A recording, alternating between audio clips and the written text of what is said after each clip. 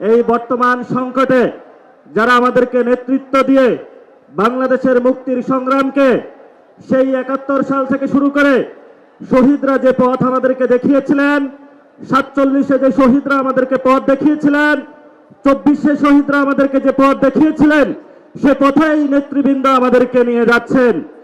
আপনারা জানেন গত ১২ ফেব্রুয়ারি যে নির্বাচন হয়েছিল, আল্লামা মামুনুল হককে তারা ভয় পায় বলেই পার্লামেন্টে ঢুকতে দেয় না। আল্লামা মামুনুল হক পার্লামেন্টে থেকে রাজপথে আরো শক্তিশালী হবে ইনশাআল্লাহ। আমরা এক আল্লাহ ছাড়া কাউকে ভয় পাই না। আমিও মাদ্রাসায় পড়াশোনা করছি।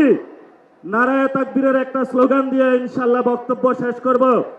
বাংলাদেশে আমরা যতদিন জীবিত থাকবে, বাংলাদেশে যতদিন থাকবে, নারায়ে তাকবীরের স্লোগান চলবে ইনশাআল্লাহ।